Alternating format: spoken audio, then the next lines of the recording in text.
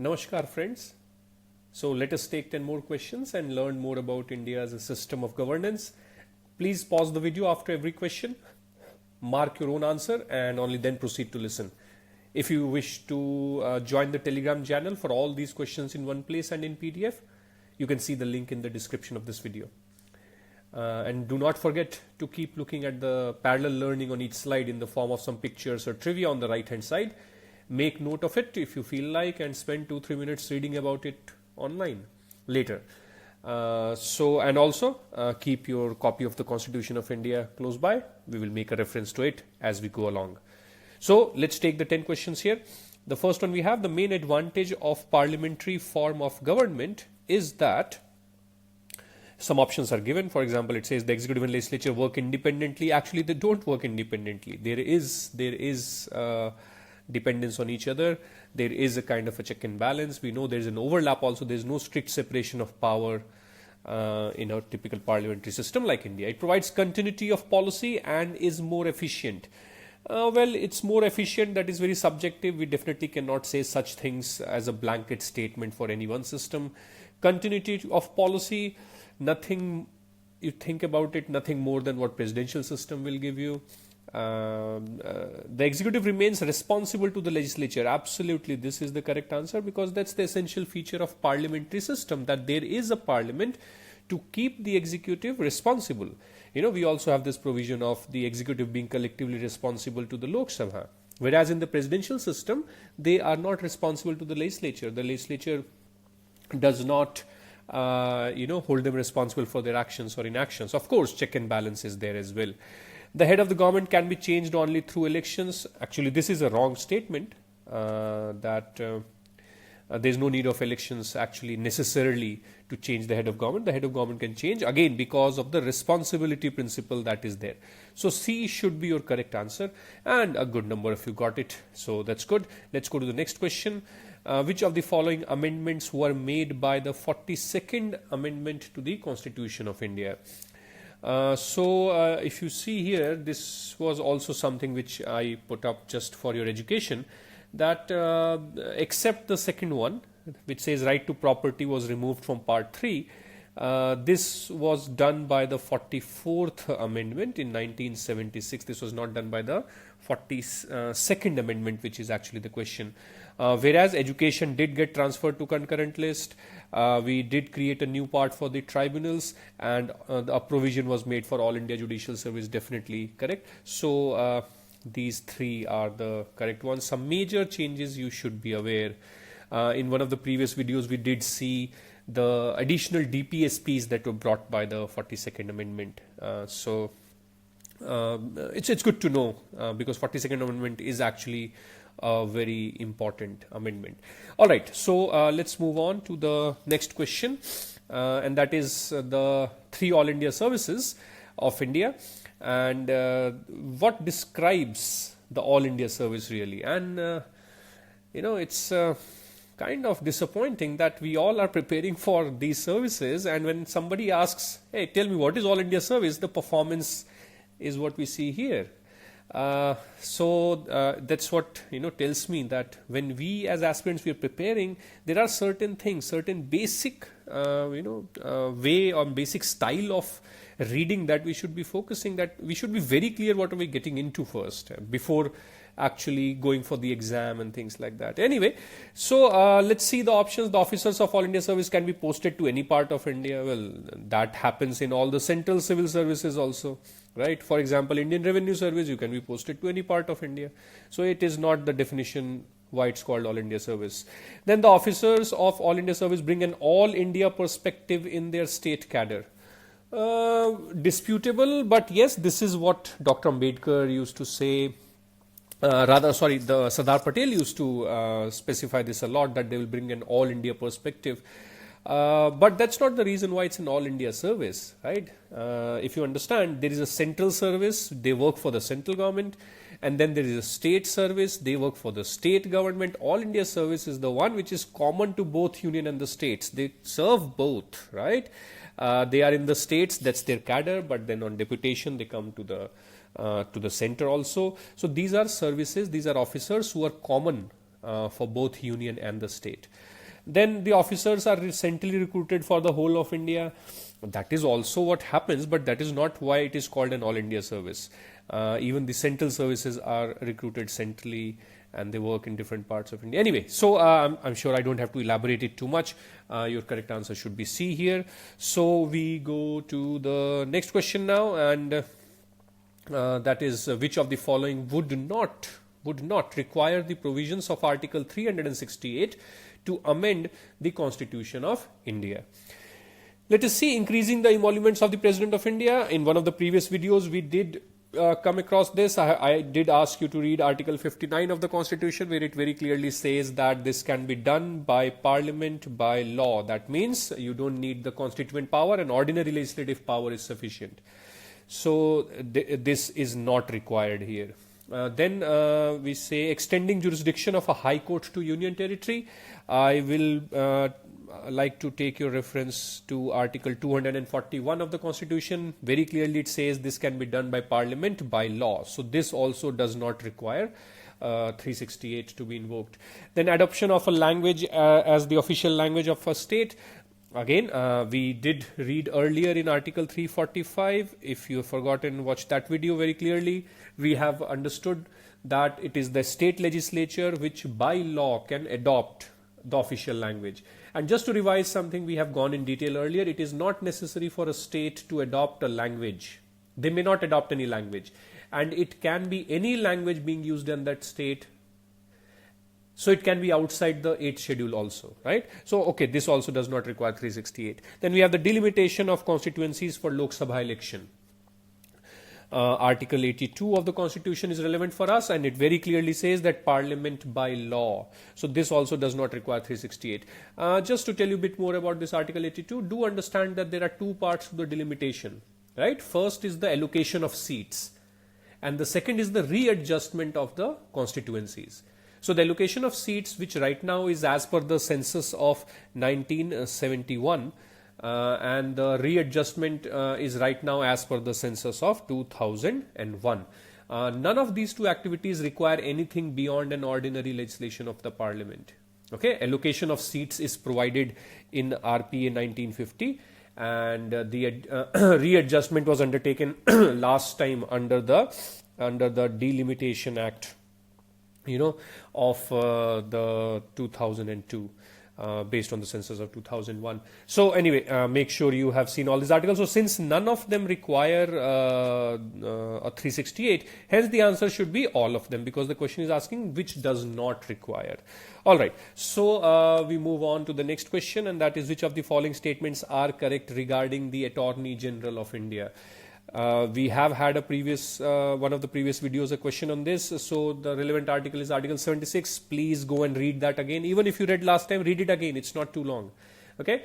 So the first statement says the AG Attorney General can be a member of Parliamentary Committee. Yes, absolutely correct. Under Article 88 of the Constitution, it does say that AG can take part in the proceedings of the House of Parliament, can speak, right, but cannot vote. And they can also be nominated as a member of the committees, right? But the voting right is not there.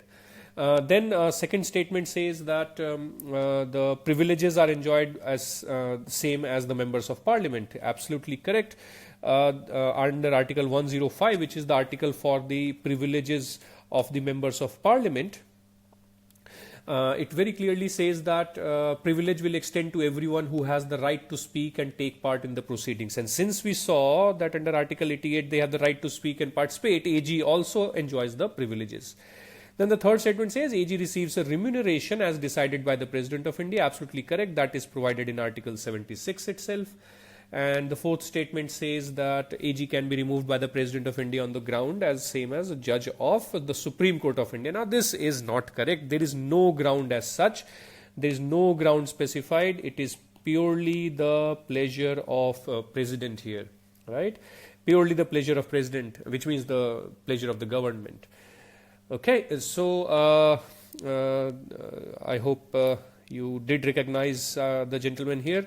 The first ARC was appointed actually in 1966 and its chairman was Shri Morarji Desai. Later on, when Morarji Desai became the Deputy Prime Minister, Mr. Hanumantaiah was appointed as the chairman. So in a way he was one of the chairmen of the first ARC. Anyway, so the next question we have: recently special session of Parliament has been in the news. Which of the following statements is or are correct regarding the special session of Parliament? See, there is nothing called special session of Parliament. All we have is a session of Parliament. There are 3 regular sessions, and anything that takes place outside these regular sessions is called a special session. So it is just a convention. Okay, it is a convention. And logical thinking will tell you that since nothing is specified anywhere, being a convention, even the subject is not specified, of course, right? So for example, last year on 26th of November 2019, to commemorate the 70th Constitution Day, a special session of Parliament was summoned. Okay, please also very clearly differentiate from the special session of Lok Sabha. That's another thing altogether. Okay, which is a constitutional provision. Okay, this is a constitutional provision under emergency. Okay, which has only one purpose, that is to discuss the motion to discontinue an ongoing national emergency. So please make sure you understand special session of Parliament and special session of Lok Sabha. These are 2 different things. All right. So we move on to the next question now, and that is which of the following statements are among the stated objectives of the RTI Act 2005? See, RTI is a very important topic. Let me tell you, you can expect a question every 2-3 years in the mains, in the prelims, something or the other, because it is always in the news for some reason or the other. It is a very important act. Please prepare your notes, and I'll recommend you download the act yourself, and the first thing you do today at least is the preamble of the RTI Act. Okay, there is a preamble of the act also. So this question I had put up just to ensure that you have read the preamble, you know the basic objectives, and you will see there that all 4 of these are stated as the objectives of the RTI Act. It intends to provide all these 4 goals. So I'm not going to discuss this further. I want you to read the preamble of the RTI Act. Please do that. So let's go to the next question, and that is under which of the following situations can the courts interfere in the removal of a governor of a state? So this is actually an idea which comes from the case of BP Singhal versus Union of India in 2010. So if you don't know about that, please just check it out and know the basic ideas there. So then if you see here, it says if the union government does not disclose any reason for removal. See, when the union government removes the governor, at that time there is no need to disclose the reason. But when the court is involved, at that time if they say no, I will not disclose the reason, now that is not an acceptable argument. This will become a ground for the courts to interfere. That something malified is happening. Then if the reasons given by the union government are insufficient, so this is what the court said, that we will not get into the ideas of sufficiency of reasons, because there can always be difference of kind of understanding of the union government or the courts. So insufficiency is okay. But if the ground is not disclosed, or if the ground is malified, or if the ground is arbitrary, so those can be considered as a ground. And then if the third one says if the removal is on the ground of loss of confidence in the governor, okay, so in that kind of a situation, again, loss of confidence in the governor, this is not an acceptable reason to remove the governor of a state. And the court very clearly said that just because there is a political mismatch or political incompetence, differences between the union government and the state government, or the governor belongs to another party, these are not at all the grounds that the court will accept, because then the office of the governor, the constitutional office, can be manipulated. So for this, your option 1 and 3 should be considered as correct, and the performance has not been that great. So I would recommend you please spend some more time on making this clear. This is more so important from the point of view of mains, I would say. but it's a very important topic considering how the role of governor in the last few years has shaped up. Okay, so let's take the next question. Under which of the following situation the President of India may summon a joint sitting of both the houses of Parliament? Please refer to Article 108 of the Constitution here, the provision of joint sitting. So, in this situation, one house passes the bill, another house rejects the bill. Yes, correct. The house is finally disagree. So, yes, there is a deadlock here. So, whenever there is a kind of a situation of deadlock, then if the party that enjoys majority in the Lok Sabha does not enjoy majority in Rajya Sabha and the government wants to avoid a discussion, this is a nonsense reason. This is what you generally might see. But it's not that simple as it writes here. We'll come to that in a moment. Let's see the fourth option. One house passes the bill and the other house does not pass it within 6 months from the date it received the bill. So basically there is no action either of rejection or passage for 6 months. So yes, in that situation also there is a provision of joint sitting that can be invoked. Please do understand that this 6 month period is not a straight 6 months. It is 6 months of session days. Any prorogation or adjournment of more than 4 days, more than 4 consecutive days is not counted. Okay, so practically if you see, for example, the entire 16th Lok Sabha, the 5 years of Lok Sabha, last Lok Sabha, sat for 331 days. Okay, so to complete 6 months, that is 182 days of non-consideration, it will easily take 2.53 years. Okay, so the time gap is not pure 6 months in real terms that you see. Anyway, so I really hope you recognize the lady in the picture here, Dr. Kiran Bedi, the first female IPS officer of India, and at least I grew up getting inspired and reading her name everywhere. I'm sure a lot of you have also taken inspiration from her. Otherwise, please go and know more about her. A very, very highly influential officer. Today, she is the Lieutenant Governor of Puducherry. Okay, so the last question for today's session is about joint parliamentary committees. Okay, what is correct around JPC in India? They are ad hoc bodies. Yes, they are ad hoc bodies. Okay, they are appointed whenever required. They is not permanent. They have members from both the Lok Sabha and the Rajya Sabha in the ratio of 2:1. Yes, that is absolutely correct. Please remember this: 2:1. 2 in Lok Sabha, 1 from Rajya Sabha. Then Public Accounts Committee is an example of JPC. No, it's not a JPC. Though in Public Accounts Committee, we know there are members from both the houses, that is Lok Sabha and Rajya Sabha, but it is not a JPC. JPC is, the term is used specifically for ad hoc bodies, right? So it's actually wrong.